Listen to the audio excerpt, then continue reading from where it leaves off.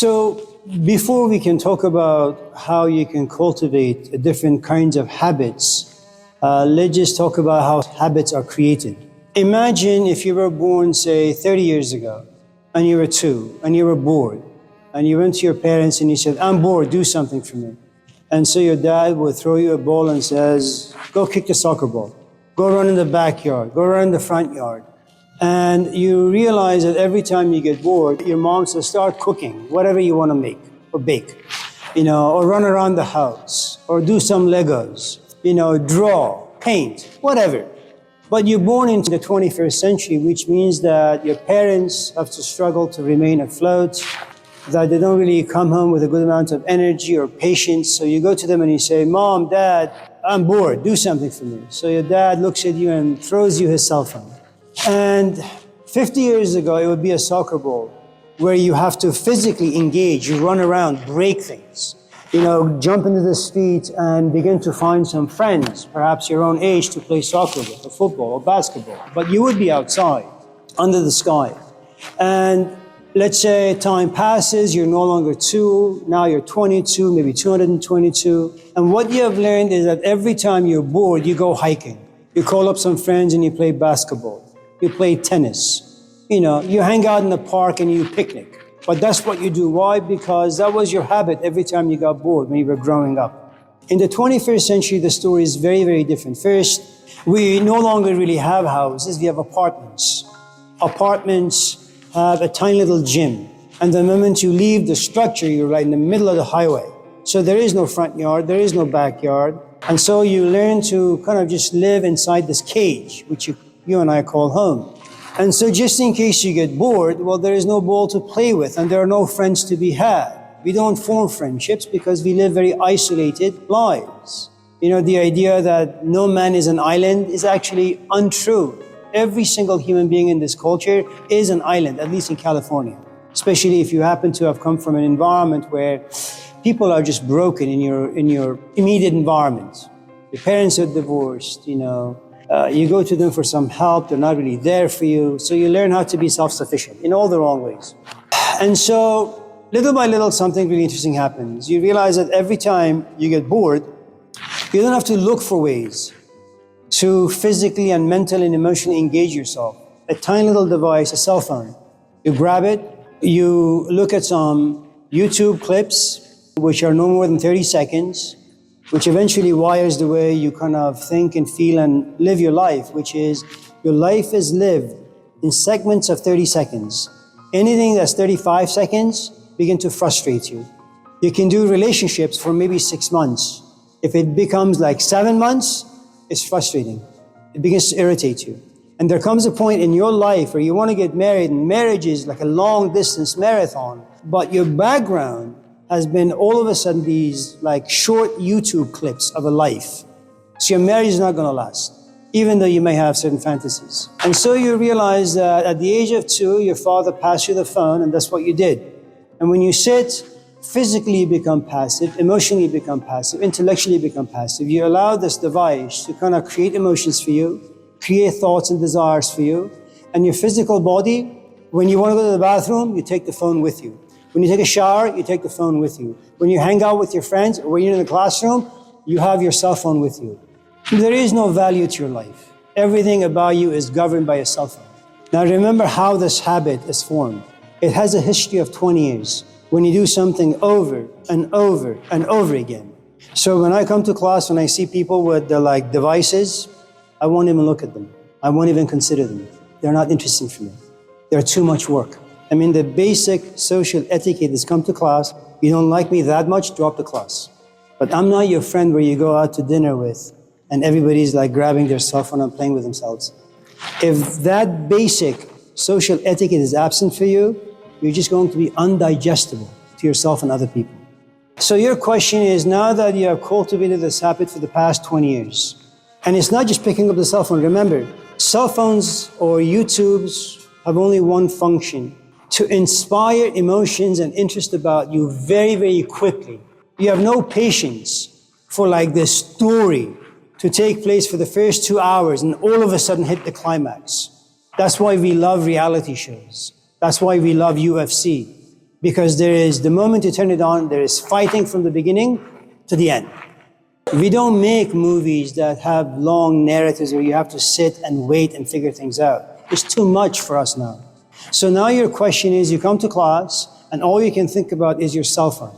How do you get rid of this habit? Because you've been at Laney or Stanford or Yale and you've been kind of dropped out because instructors kept telling you, stop playing with your phone. You couldn't, you wanted to, but you couldn't.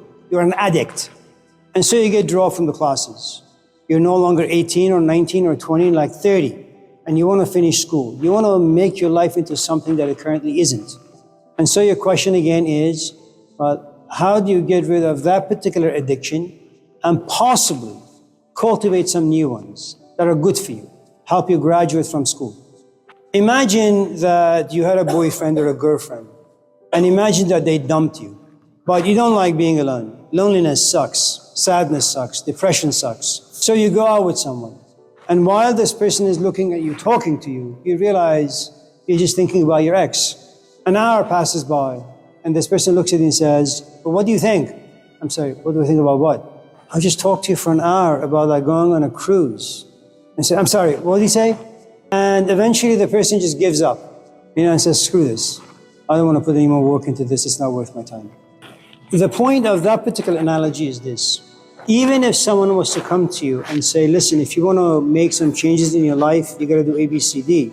But you're still stuck on the habits that are fully alive inside you. So what you're going to encounter for a long, long time is this conflict. You want something new, but you're being held hostage by the old. And these two forces have to collide. And there is a good chance, a great chance, that the old habits are going to devour the new ones. The tiny seedlings. Why? Because we're talking about power. This new desire for you to change, it's like a brand new life. It's like an infant. If you don't take care of infants, if you don't hear them when they're screaming for food, if you don't give them food, if you don't hold them, kiss them, tap them on the back for the gas to be released from their tummy. So you got to do all these things to these new seedlings. So this new desire, if it's not protected, cared for, it will disappear. So all you have to do is watch some of the interviews by Al Pacino, Robin Williams, and their battle, even Brad Pitt, their battle with alcohol. Eventually, what they will all tell you is that you can't do this on your own. You need a support system. And a support system means the following, that they act like an alarm clock because you have a tendency of forgetting that you want to change. You have a tendency of going to places that are familiar and most comfortable to you. We don't know what to do with boredom. That's too difficult of a task to live in. But you know exactly what to do when boredom hits and you run to your cell phone. That's a place that you know. So the first thing you need to understand is the moment you have this new desire to change, you need someone from the outside. And if you can't find anyone from the outside, what you need, good books. Books that are related to the things you want to change about you. And just have to keep feeding it until it becomes fat. That's what desires are. They're very thin. They're easily going to oblivion. But if you feed them, the bigger they get, now what you have is equality of powers. Now they begin to wrestle. And if you have tasted some changes about you and you like those changes, there's a good chance that the old habits, in as much as they want to fight because they want to survive, they are after all living organisms. If you continue wrestling with them, eventually they will win. The new desire will win. But there is always going to be this danger of relapsing. And that's what all these figures talk about. That I've been sober for about 6 months, but then an event hits. I don't know how to have enough power to combat, to wrestle with this thing. So I go back to the thing I've always known. If I drink, I will forget. If I forget, pain will go away. If pain goes away, I'll find comfort. And once they throw up, they realize they've made a mistake, but now it's too late. They go back to drinking again. And the other thing is, sometimes your desire for change comes organically, in the sense that you realize you're getting older, uglier, smellier. The idea of being alone for the rest of your life and driving yourself to Kaiser, it's not fun.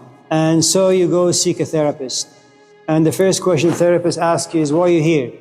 And you say, my name is so-and-so. I used to be 20, now I am 50. I am sad, depressed, lonely. I want to have a companion. I just don't know how to talk, how to trust, how to love. Help me. That is because one morning, like Elizabeth Taylor, you get off of your chair, you look yourself in the mirror and you realize, man, you were only 110 pounds. Now you're 1,010 pounds. That there has to be something about you that looks yourself in the mirror of sorts and you say, I don't like where I am anymore. Sometimes change can happen from the outside, which means that you take a math class and you hate math and you realize that this guy, your instructor, sees potential about you. You didn't know that you were good at math, but all of a sudden you realize, math comes to you very easily. And your instructor calls you to the office and says, did you know that, you're like almost a genius when it comes to math? And after the two of you talk a little bit, he comes to realize that, well, you have no dad, you have no mom, you have no grandparents, you got no friends, you drink too much, you smoke too much, and you're sad and pathetic. But because he wants to protect that genius about you, he calls you to the office every day. He gives you food. He says, I'm going to go to Costco. I need some help with groceries. You want to come with me? So that trust is built very, very slowly. And then he begins to become like your father, even though you had promised, vowed to yourself that you're never going to trust anyone. And little by little, you become attached. And once in a while, because now you feel, because you were abused for so many of your years, now you begin to abuse your teacher. And he knows why you're being abusive. It's all the aggression. Like when you have a pimple, you squeeze it for the pus to come out. It's like you have all these emotions inside you for the past 20 years, and now it's being released. But it's being released towards a person who's like mature, knows why you're angry, why you're hostile. Okay? He takes all of it in. And little by little, you come to realize that even though when you express your anger towards him, he's the same person. And so your faith in him, trust in him, love in him, they just grow. All of them. And then little by little, I don't know if you saw the movie Trading Places with Dan Aykroyd and Eddie Murphy. The movie came out in the 1980s. Eddie Murphy is a homeless man in the streets. Dan Aykroyd is a CEO or a vice president of a company. And this company is owned by two old white men. And they have a bet in the bathroom. It takes them like half hour each to pee because they're old. And so they look at each other and says, okay, you know what, let's do this. Let's make our vice president homeless, and let's bring in that homeless man and make him the VP. And this is something that B.F. Skinner talked about, the behaviorist, that we have the power to kind of create people the way we want them to be created. If you hang out with God, God will breathe his own image inside you. If you hang out with Trump, he'll breathe his image inside you, so you could become like him. If you hang out with Snoop Dogg, he'll breathe his spirit inside you so you can turn into his image. If you hang out with Malcolm X, he'll breathe his spirit so you can become like him. And what happens in the movie is that eventually the homeless man becomes the vice president. And the man who was the vice president now becomes homeless. But what they don't realize is that it is true that Eddie Murphy, who was once homeless, is now the VP. But when he's in his own office, he steals things and puts them in his pocket. It's a habit. And the old men have to keep telling him, this is your office. Everything belongs to you. You don't need to pocket them. And it takes him a while to learn. So if there are things about you that you don't like, there are two ways. First, organically you'll come to realize there are certain parts of you don't like and you want change. Then you just have to go on this quest to figure out who can best serve you. Or accidentally, someone looks at you and finds you interesting and is willing to invest time in you. And it's a shot in the dark. And the more you hang out with this person, the more of his image you will become, or her. You can't do it on your own. No one can.